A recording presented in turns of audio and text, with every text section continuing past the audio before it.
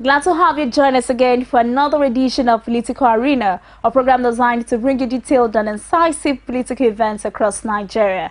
Today, we will be reviewing the Ekiti governorship election in which former governor of the state, Ayodele Fayose, emerged as governor-elect. Also, updates on the crisis and division rocking the Adamawa State House of Assembly. This and more will be a focus in this edition of Political Arena. Do join us when we return from this break. I am Olajumoke Olatunji.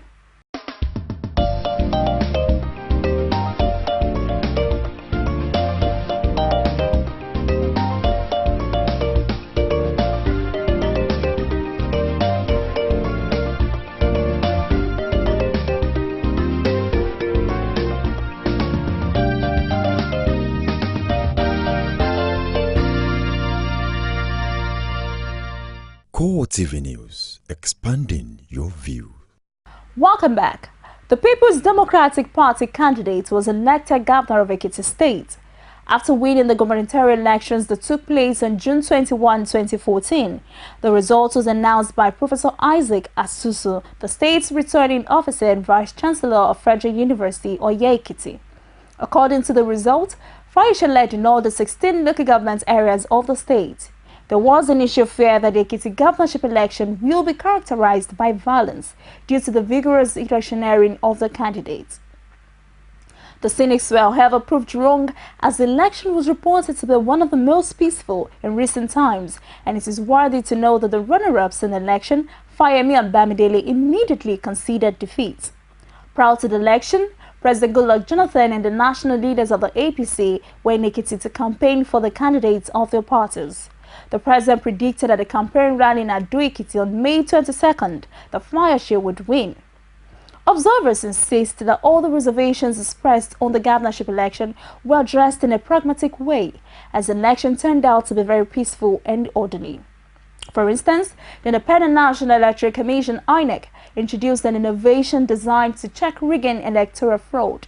The commission used ballot papers with different colors and different ballot boxes, affixed with several numbers for each of the 16 local government areas of the state.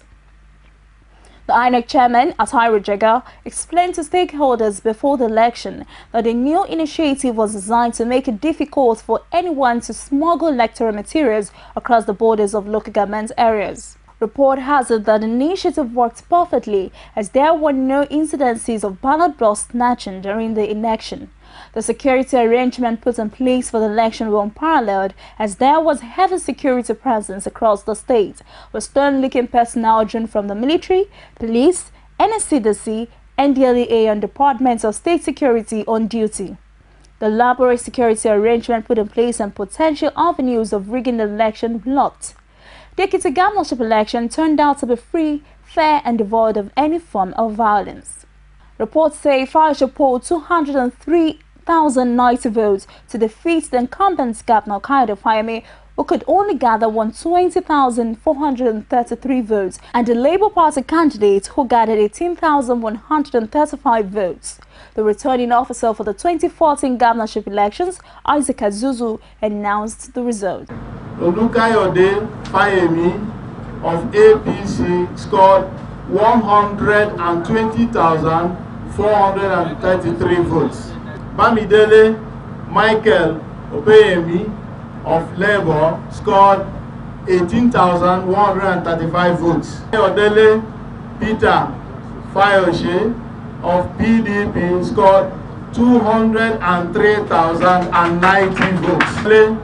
Peter Fayose of PDP, having satisfied the requirements of the law and scored the highest number of votes, is hereby declared the winner and is returned elected. Fayose was governor of Ekiti State from May 29, 2003 to October 16, 2006. Check out the full polling results.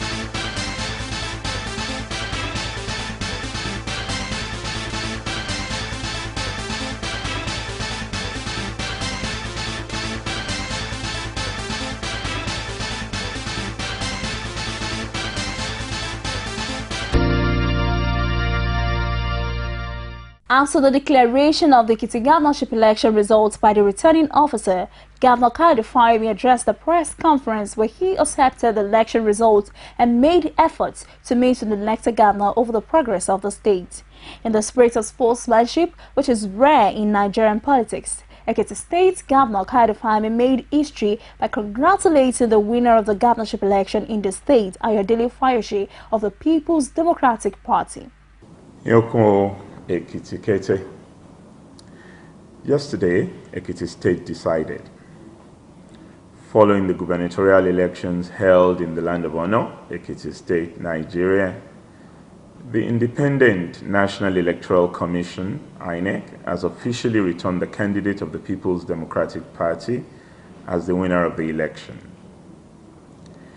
If indeed this is the will of the Ekiti people, I stand in deference to your will. If the result of the elections is an expression of the voice of our people, we must all heed your voice. About 30 minutes ago, I spoke with my brother, Mr. Peter Ayodele Fayose, congratulating him on his victory.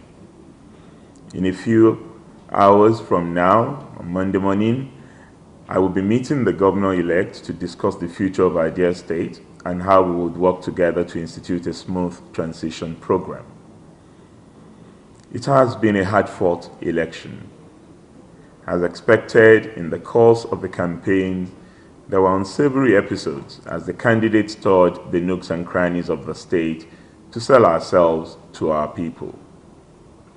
Elections tend to be highly divisive affairs that often see brother rising against brother. Despite our diverse party affiliations, and regardless of which way we voted on Saturday, we must remember that we're all sons and daughters of Ekiti State. Ekiti remains ours to build together. On our part, over the course of the campaign, we presented our scorecards before the people of Ekiti State. We never at any point took your support for granted. We campaigned, we canvassed, and we traversed the nooks and crannies of this state. Our performance and achievements in office will remain the backdrop against which the next government, and indeed future governments, will be assessed. We are proud that with the support of Ekiti people, we have raised the bar of excellence in governance. In all, we gave our best for conscience and for posterity. Indeed, a new sociology of the Ekiti people may have evolved. However, the task of understanding how the outcome of this election has defined us as a people will be that of scholars. For us as an administration and a cadre of political leaders in Ekiti State, we have fought a good fight. We have kept faith. To members of our party, our campaign team, and indeed all Ekiti people who defied the siege on our state to cast their votes for our party, I salute your exemplary courage and doggedness in the face of harassment. Thank you for staying the course. The incidences of brazen harassment, intimidation, and allied infractions on fundamental human rights, which many of you suffered in the hands of agents of the state, will be documented and communicated to the appropriate authorities for the records. I thank you all for listening. May God bless the Land of Honor, Ekiti State, Nigeria. May God bless the Federal Republic of Nigeria. Thank you.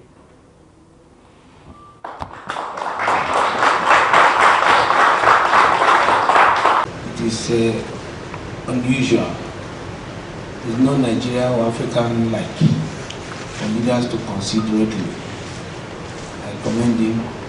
I pray that God Almighty will make every way straight and okay for him in life. It is, even if it takes years, it will come to an end one day. Even if it's 20 years, but the spirit behind it all is, let us move forward. The governor-elect in Ekiti State, Ayodele Fayose, has received the certificate of return from the Independent National Electoral Commission, INEC. He vowed to appoint Ekiti State-based indigenes as commissioners and other political appointers. INEC presented the certificate to Fayose and his deputy, Olubumi Olushola, at its headquarters in Ado-Ekiti, the state's capital, in the presence of a huge crowd of their supporters and party men. The presentation was sequel to his victory over the incumbent governor, Dr. Kayode Fayemi of the All Progressives Congress in the governorship election. If this is realizable in Ekiti State, then we are optimistic that comes 2015, the Commission will register more credible and acceptable poll. Once more, we are very grateful. To do any capital flights, we are going to do exactly what will profit the common man of this state. I will continue to eat volley with them. I will continue to drink and go to deal with them. I will continue to take with them. To whom much is given, much is expected. God has today, by this certificate, turn me to the leader of the Southwest Nigeria. I am going to go on from here to begin to energize our people from one state to another until we take back our inheritance. Let's take a break, and while we return, we will be taking a look at the reaction of APC over the Ekiti election results. Core TV News presents a platform with presence in over 30 states of the Federation. Be sure to be had. For live coverage of events, we have the capacity to deliver from anywhere in Nigeria and beyond. Contact us now on 0803-471-8550 or 0803-724-9733, 014-533-407. Our 24-hour news station. Lagos State Governor Babatunde Fashola has expressed worry over the voting trends in last week's governorship election in Ekiti State, saying the outcome of the election is very frightening to democracy. Fashola made the statement after a closed-door meeting with the vice chairman of the 20 local councils and 37 local council development areas in the state. Fashola said that a week before the election was held, no one could have predicted that the results would go the way it went. Listen to this. Well, it's interesting, really, that I think the first thing to do is to acknowledge and salute the government and people of Ekiti, especially the governor, for the leadership and sense of decency that he has shown. It's a living example of statesmanship. But it hasn't come without some costs, and perhaps then the question of lessons really need to be examined. I believe that in partisan politics, politicians and political parties approach the electorate with challenging ideas, manifestos, and with the intention to bring on change. And that every election really then is an assessment of what the people think, how people behave. And that is what is inherent in when you count votes. So the lessons that are supposedly coming out of Ekiti are frightening lessons for me. Lessons about whether the people of Ekiti are really saying that this was all about money and rice. Because that's very easy to do. Developmental work is difficult to initiate and to execute. And developmental work that brings on change, which is what every election asks for, will also, from time to time, occasion debates and policy choices, and which legitimately must be criticized. But it must be a very dangerous message to simply suggest that once you give people money, then this is the way it will happen. The All Progressives Congress issued a statement rejecting the outcome of the election. The party said it will challenge the outcome of the June 21 governorship election won by the People's Democratic Party in court. Governor Kade Fayemi's open acceptance of the results elicited wide commendation by Nigerians and international community, and he was hailed for his sportsmanship. The National Publicity Secretary of the party, Lai Mohammed, said that the party's decision to act was not only to ensure that the irresponsible and unconstitutional acts exhibited by the security agencies before and during the election are not repeated in subsequent elections, especially that in Osun in August and next year's general elections, but also because they have always said that evil tribes when good men do nothing. Mohammed, who briefed journalists shortly after the first National Working Committee meeting of the new executive, said the party will challenge the outcome of the election in the court. We are very proud of Governor Fayemi for his conduct and comportment before, during, and after the election. And we hail him as a true Democrat, in the true spirit of the APC's belief that election is never a do or die affair. Our decision to act to challenge these illegalities in court is not only to ensure that these irresponsible and unconstitutional acts are not repeated in subsequent elections, but also because we have always said that evil thrives when good men do nothing. We are looking into it, and we are going to study it. If it is a good election, we are going to take a decision. But if there are impending evidences that it is a bad election, we are going to take it up at higher levels. But up to now, I've not seen where Nigerians saw the law for closing down Ekiti in a curfew for 48 hours, not in any Nigerian law. That's, governance by impunity. Last week, we brought you a report on the impeachment saga of the Adamawa State Governor, where a two-thirds majority in the Adamawa State House of Assembly signed impeachment notice against Murtala Nyako and his deputy. This week, the Adamawa State House of Assembly says it would not be deterred by the High Court order restraining it from continuing impeachment proceedings against Governor Murtala Nyako and his deputy, Bala James Senglari. The court had earlier rejected the application of the legislatures seeking to publish notice of allegations which they defied.